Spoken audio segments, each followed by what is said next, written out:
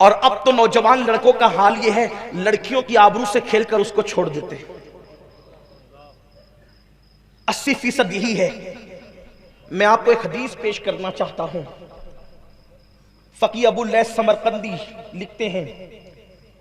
کسی لڑکی کی زندگی سے کھیل کر کے اس کو چھوڑ دینے والوں، آؤ ذرا اس حدیث کو دل کے کانوں سے سنو۔ اگر کسی نے کسی چڑیا کی زندگی سے بھی کھیلا، چڑیا چھٹاک بھر کی بھی نہیں ہوتی، کسی نے کسی چڑیا کی زندگی سے کھیلا، وہ چڑیا مر گئی۔ چڑیا سے کھیلا، چڑیا مر گئی، اس کی زندگی سے کھیلا، چڑیا مر گئی۔ اللہ کے حبیب علیہ السلام فرماتے ہیں قیامت کے دن وہ چڑیا اللہ کی بارگاہ میں فریاد کرے گی، مولا آج عدل اور انصاف کا دن ہے، مجھے عدل چاہیے، انصاف چاہیے۔ میری زندگی سے کسی نے کھیل کر کے میری زندگی کا چراغ گل کر دیا تھا۔ اللہ کے حبیب غیب دا نبی صلی اللہ علیہ وآلہ وسلم فرماتے ہیں اس چڑیا کی ننھی سی فریاد اس دن اتنی کڑکدار بجلی کی طرح سنائی دے گی کہ جس شخص نے اس چڑیا کی زندگی سے کھیل کر اس کو موت کے گھاٹ اتار دیا تھا، وہ چڑیا کی آواز بجلی کی کڑک کی طرح اس کے کانوں پر گرے گی اور اس کے کانوں کو پھاڑ دے گی۔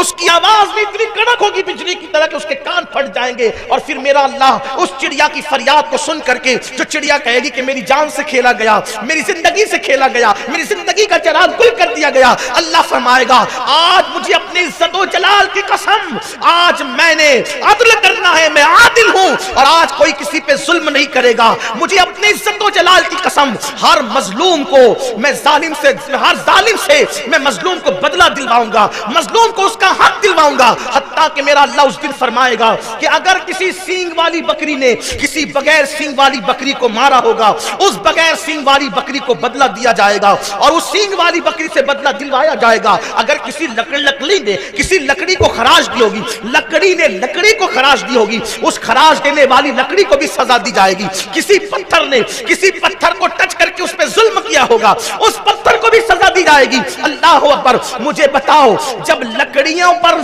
نے کسی لکڑی کو خراش دیا، پتھر نے کسی پتھر کو خراش دیا، کسی سینگ والی بکری نے بن سینگ والی بکری کو مارا، جب ان کو بدلہ ملے گا تو انسانوں پہ ظلم کرنے والے، انسانوں کی زندگی سے کھیلنے والوں کو کیا ملے گا؟ اللہ فرمائے گا کہ یہ جو پہاڑ کے برابر نیکیاں لے کر کے آیا ہے، لیکن جس نے ایک چڑیا کی زندگی سے کھیلا ہے، اس کی ساری نیکیوں کو رد کر دیا جائے اور اس کو منہ کے بل گھسیٹتے ہوئے جہنم میں لے کر جایا جائے۔ میں آپ سے پوچھنا چاہتا ہوں، ایک چھٹاک بھر سے زیادہ بھی چڑیا نہیں ہوتی، اس کی زندگی سے کوئی کھیلے تو اللہ عبادت کرنے والوں کی عبادت کو ضائع کر کے اس کو جہنم کے اندر ڈال دے گا۔ تو جو عورتوں کی زندگی سے اپنی نفسانی خواہشات کے لیے کھیلتے ہیں، اپنی شیطانی خواہشات کے لیے کھیلتے ہیں، اپنے جسم کی تسکین کے لیے لڑکیوں کی زندگی سے کھیلتے ہیں، کبھی ان کو زیور کا لالچ دے کر، کبھی ان کو پیسوں کا لالچ دے کر، کبھی ان کو شادی کا لالچ دے کر زندگی کی پوری حیات لوٹ لیتے ہیں اور اس کے بعد چھوڑ دیتے کوئی بہانہ بنا کر۔ یاد رکھو جوانی میں گناہ کرنا بہت اچھا لگتا ہے،